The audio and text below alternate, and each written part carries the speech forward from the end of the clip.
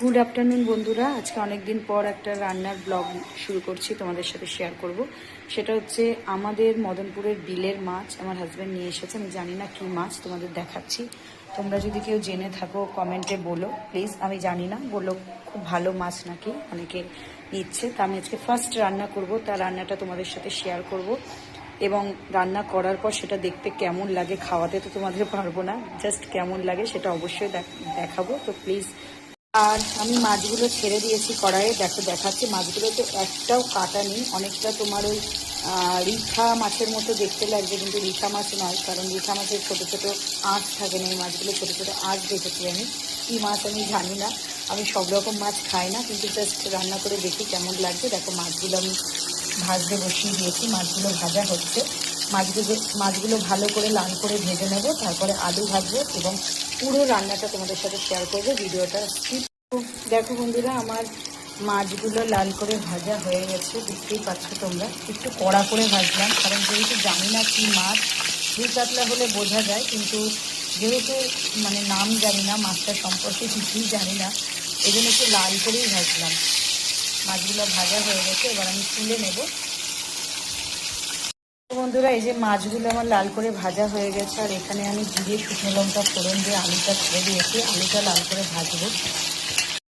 বন্ধুরা, আলুটা লাল করে ভাজার পর আমি পেঁয়াজ দিয়ে দিয়েছি, পেঁয়াজ কুচিয়ে। পেঁয়াজটাকেও এর সাথে একটু লাল করে ভেজে নেব, তারপরে মশলা দেব। কি মশলা করে রেখেছি সেটাও তোমাদের দেখাচ্ছি।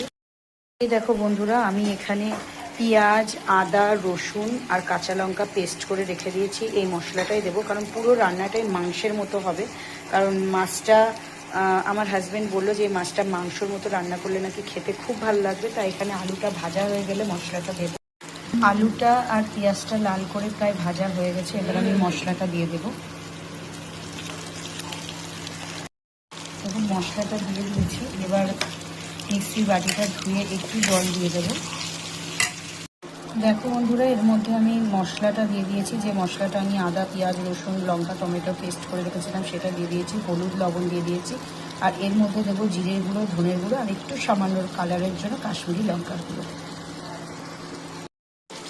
দেখো বন্ধুরা, আমি এর মধ্যে জিরের গুঁড়ো, ধনের গুঁড়ো, কাশ্মীরি লঙ্কার গুঁড়ো সব দিয়ে দিয়েছি। এবার আস্তে আস্তে করে স্টিমটাকে কমিয়ে দিয়ে আস্তে আস্তে করে মশলাটা ভালো করে কষাবো। মশলাটা কষা হয়ে গেলে তারপরে জল দেবো। কালারটা দেখো এখনই কত সুন্দর। তো বন্ধুরা, এখনই কালারটা কত সুন্দর এসেছে, দারুণ লাগছে কালারটা। তো জল দেওয়ার পর জলটা ফুটলে মাছটা দেবো এবং তারপর ফাইনাল লুকটা তোমাদের অবশ্যই দেখাবো। দেখো বন্ধুরা, মশলাটা ভালো করে কষানো হয়ে গেছে, তারপর আমি জল দিয়ে দিয়েছি। গরম জল দিলাম না, এমনি জল দিলাম, যেহেতু চন্দ্রমুখী আলু সিদ্ধ হয়ে যাবে। আর আমি এখন স্টিমটা একটু বাড়িয়ে দেব, যাতে একটু তাড়াতাড়ি ঝোলটা ফুটে ওঠে। ঝোলটা ফুটে উঠলে আমি মাছগুলো দিয়ে দেবো, তারপরে একটু এলাচ বাটা দিয়ে নামাবো।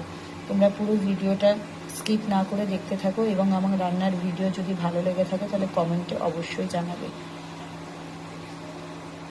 বন্ধুরা, দেখো বন্ধুরা, ঝোলটা ফুটে গেছে। আমি এবার মাছগুলো এক এক করে দিয়ে দিচ্ছি। একটা মাছ আমার ছেলে ভেঙে দিয়েছে, তো দেখো এই যে দিয়ে দিলাম। এবার নামানোর।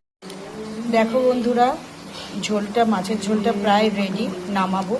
এবার দিয়ে দেব এলাচ বাটা, শুধু এলাচ, কোনো গরম মশলা, দারচিনি, লবঙ্গ নয়, শুধু এলাচ বাটা দিয়ে জাস্ট আর একটুখানি ফুটিয়ে আমি। এই দেখো বন্ধুরা, ফাইনাল মাছের ঝোলের লুক কেমন হয়েছে তোমরা অবশ্যই জানিও। কালারটা আমার তো ভীষণ ভালো লাগছে। আর একটা কথা, তোমরা অনেকেই জানো যারা আমার পুরনো চ্যানেলে লাইভে আসো, আমি একটা নতুন চ্যানেল খুলেছি, সোমাস ডেলিস ব্লগ। তোমরা যারা আমার পুরনো চ্যানেল মানে সোমা মজুমদার চ্যানেলে লাইভে আসো, তারা প্রত্যেকেই জানো যে আমি আরেকটি নতুন চ্যানেল খুলেছি। 3 দিন হলো, সোমাস ডেলি ব্লগস। তা ওই চ্যানেলটাতে আমি চেষ্টা করব আমার কুকিং, ডেলি সমস্ত কিছু টুকটাক শেয়ার করা তোমাদের সাথে।